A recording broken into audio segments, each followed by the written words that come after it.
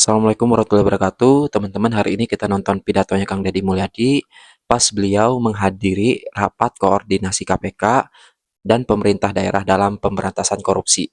Gas, kita tonton bareng-bareng. Assalamualaikum warahmatullahi wabarakatuh. Sampurasun, Pak Direktur yang saya hormati, Pak Gubernur Banten, Gubernur Lampung, Gubernur Sumatera Selatan, dan seluruh Bupati, Wali Kota, para Ketua DPRD. Saya tidak mungkin menyampaikan paparan yang seperti yang tadi sampaikan, tetapi saya ingin ngomong yang hal-hal yang realistis, yang itu akan menjadi harmonisasi dalam efektivitas pemerintahan agar tetap capai tujuan. Pemberantasan korupsi itu kan intinya bahwa negara harus memiliki kecukupan fiskal agar tujuan-tujuan pembangunan tercapai. Satu, layanan pendidikan harus meningkat. Dua, layanan kesehatan harus meningkat. Tiga, layanan infrastruktur harus meningkat. Yang keempat, layanan publik lainnya harus meningkat, termasuk layanan investasi. Saya selalu menyampaikan korupsi itu ada dua, saya bilang. Ada korupsi struktural yang melanggar pasal, diancam dengan pidana, didakwa, dan dituntut. Karena itu merugikan negara. Tetapi juga ada korupsi kultural. Artinya sesuatu yang dianggap legal tetapi sesungguhnya merugikan negara. Di mana itu letaknya? Letaknya adalah negeri ini masih kuat inefisiensi. Inefisiensi bukan hanya yang dicontohkan oleh Pak Presiden, kita melakukan pembenahan terhadap seluruh struktur anggaran. Tetapi realitasnya pertama adalah bahwa efektivitas pembangunan akan berjalan apabila ada kesetaraan. Di mana letak kesetaraannya? Pertama, kita realistis saja. Hubungan percepatan pengelolaan anggaran yang diajukan oleh pemerintah daerah kepada DPR. Di mana problemnya? Problemnya adalah bahwa di DPR sendiri itu ada problem anggaran. Jujur, kita nggak usah lagi ngomong bahwa ini kita sudah cukup, ini tidak cukup, tidak. Setiap orang pasti ingin ada peningkatan kesejahteraan. Ini contoh yang harus segera dikoreksi. Anggota DPRD mengikuti perjalanan dinas keluar kota, keluar provinsi, tujuannya selain kunjungan kan ada benefit yang bisa dibawa pulang. Kita kalau jujur begitu. Hari ini benefit itu tipis, tapi tipis pun harus dijalankan. Inefisiensinya di mana, Pak Direktur? Yang harus ini segera dikerjakan dengan pemerintah adalah satu anggota DPR berangkat yang mendampinginya 7 orang. Sudah habis 7 tiket pesawat, 7 tiket kereta api, 7 kamar hotel, dapatnya 500.000 take home pay-nya itu. Bagaimana ini KDPR itu beranggapan kok kita tidak setara dengan DPR RI misalnya, provinsi kabupaten. DPR RI itu jelas. Nah, sehingga di DPR RI ketika menjadi anggota DPR nggak usah lagi berpikir fokir, saya ngalamin. Gak usah lagi berpikir aspirasi, nggak alamin, karena dari aspek yang kita terima tiap bulan saja sudah cukup. Nah, anggota DPRD provinsi dan kabupaten biaya politiknya sama dengan DPR RI. Tetapi ketika masuk itu kedudukan keuangannya menjadi jauh berbeda. Karena jauh berbeda, nyarinya itu harus dari perjalanan dinas. Tapi inefisiensi sehingga anggaran DPRD provinsi itu gede banget, tapi masuk ke kantong DPRD-nya kecil banget. Itu kan cerita klasiknya begini. Untuk itu, forum ini saya minta ke Pak Direktur Pencegahan di KPK segera dirumuskan agar kedudukan keuangan ini menjadi setara. Untuk apa? Maka akan ada penurunan anggaran DPR. Sudah turun anggarannya, take home pay-nya menjadi besar, sehingga uangnya ini akan bermanfaat untuk percepatan pembangunan. dibanding seperti sekarang. Jadi bolak-balik cerita bahwa tidak boleh meminta vokir dalam bentuk arah yang bersifat kepentingan individual. Iya, di forum KPK, di pembahasan tetap ada. Nah, kan dilemanya adalah, kita jujur aja, dilema kepala daerah, diikutin nanti ikut celaka, nggak diikutin regulasi pemerintah macet. Kan ini harus diomongin terbuka, nggak boleh lagi kita pura-pura tidak butuh tapi butuh.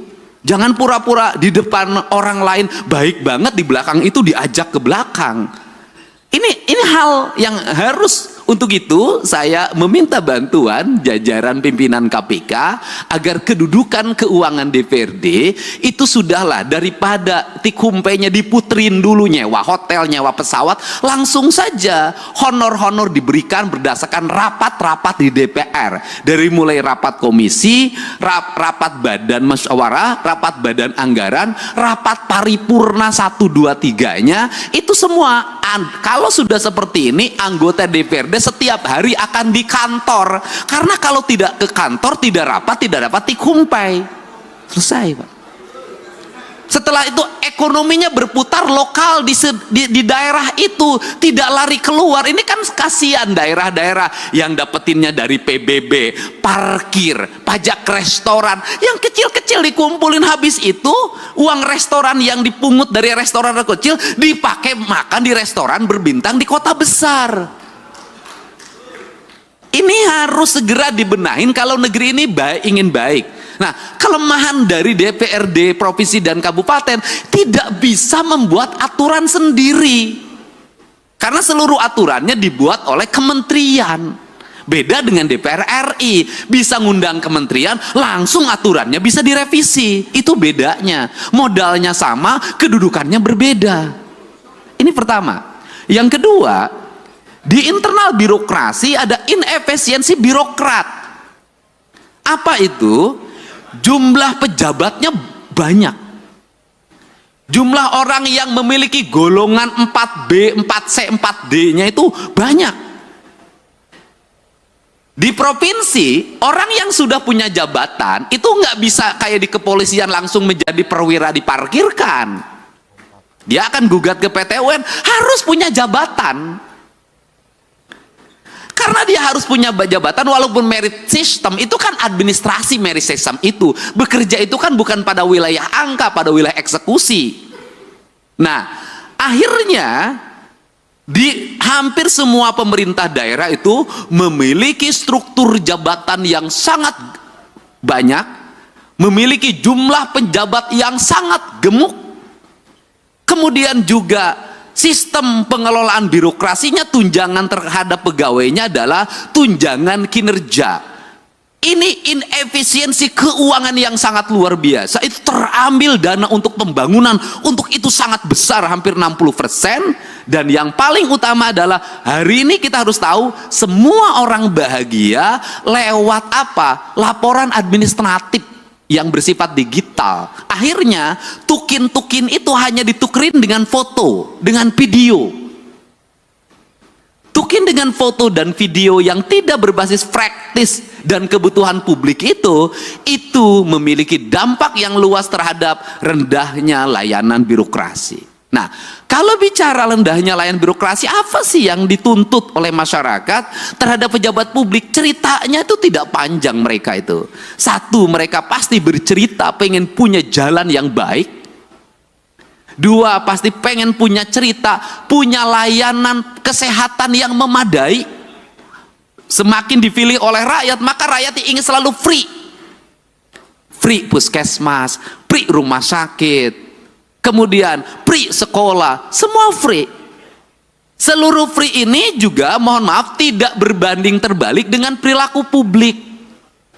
Satu sisi negara mengeluarkan uang sedemikian besar untuk layanan publik, tapi publik juga tidak punya kesadaran untuk membangun postur dirinya. Saya berikan contoh, negara memberikan layanan terhadap layanan pendidikan free dari SD sampai SMA, terutama di sekolah pemerintah, free. Tetapi di sisi lain, anak-anak sekolah kita uang jajannya 25.000 sampai 30.000. Tidak berbanding terbalik antara apa? Peningkatan ekonomi rakyat dengan beban belanja pemerintah yang tinggi. Akhirnya beban pemerintah belanja yang tinggi, rakyatnya juga tidak berikan edukasi untuk melakukan efisiensi dalam hidupnya. Akibatnya laju pertumbuhan ekonominya rendah dan konsumtif. Nah, hari ini tuntutan negara itu hanya mengarah pada pejabat negara. Selalu katakan ganti pemerintah, ganti gubernur, ganti bupati. Kalau menurut saya, dalam analisis saya, rakyatnya juga harus diganti. Nggak bisa, Pak.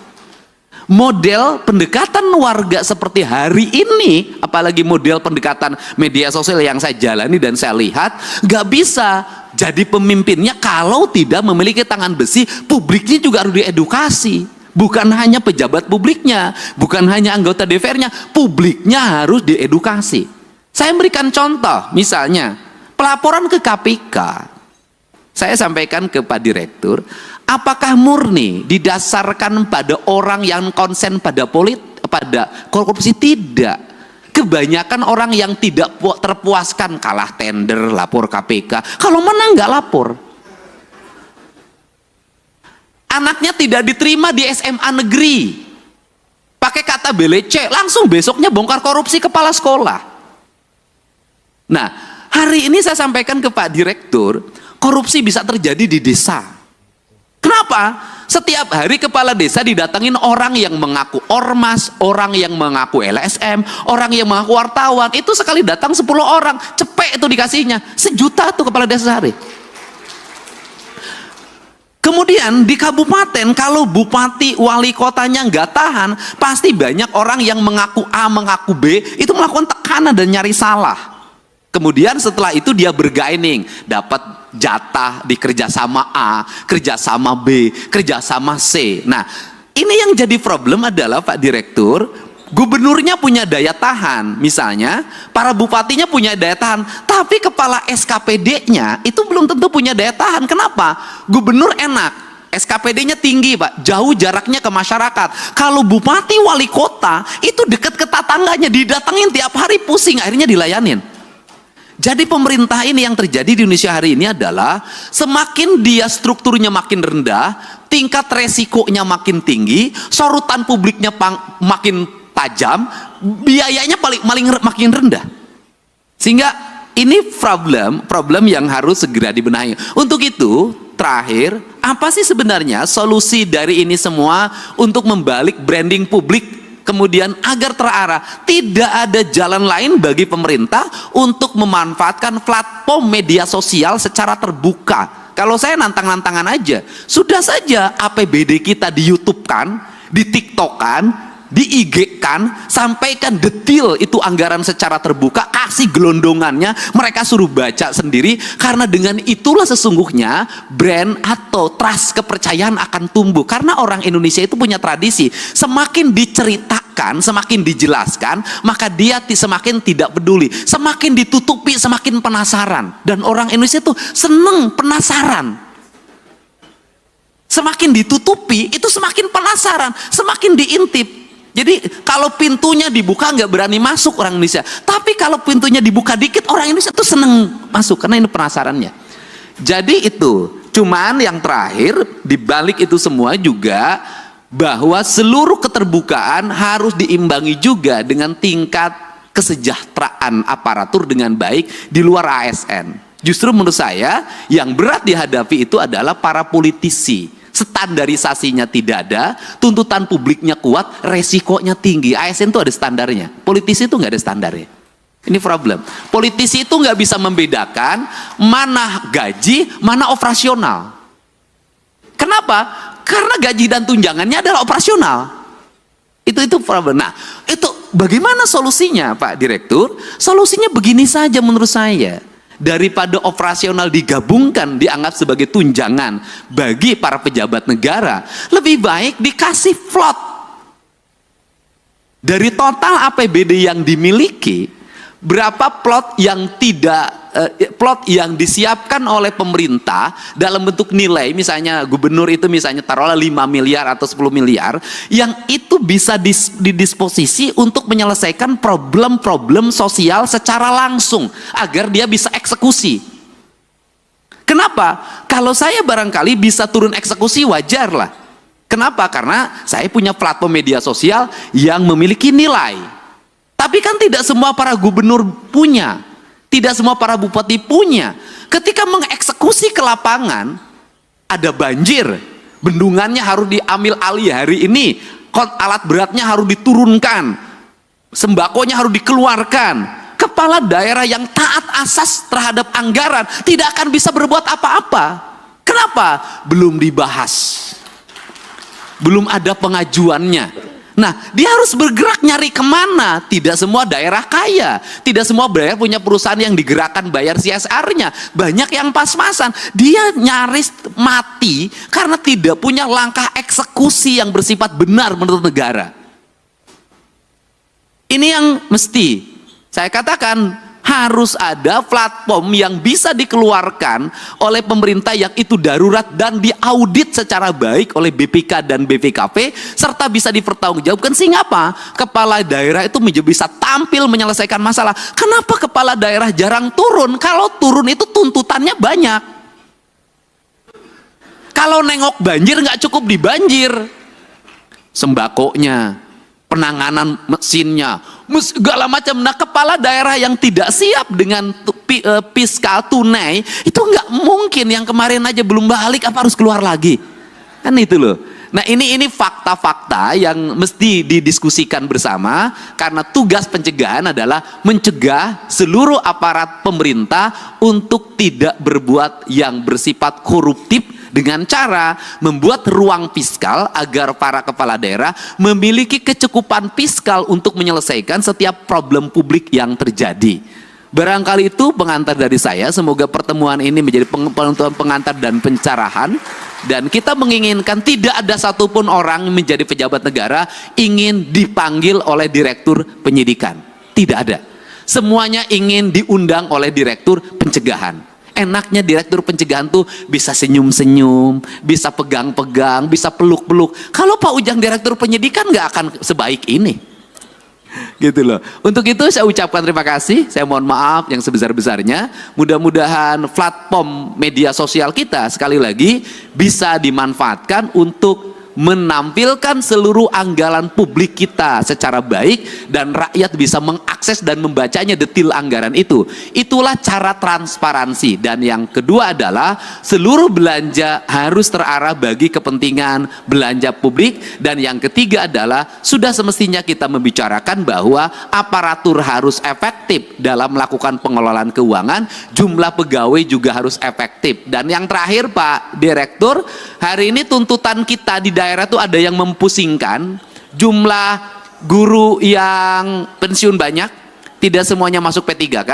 Pemerintah harus menyekolahkan anaknya kalau saya dinargetkan sampai SMA, tapi pemerintah hari ini bingung, ngangkat P3K tidak bisa, ngangkat honorer tidak bisa, sedangkan jumlah muridnya semakin banyak dan tidak bisa semuanya punya sekolah negara menyiapkan. Itu juga problem, itu juga problem. Untuk itu saya ucapkan terima kasih. Wallahu muwaffiq ila aqwamit thoriq. Assalamualaikum warahmatullahi wabarakatuh. Sampurasun. Oke, sekian dulu teman-teman berita terupdate yang dapat kita tonton bareng-bareng nih. Jangan lupa komen, like, sama subscribe teman-teman. Bye-bye teman-teman.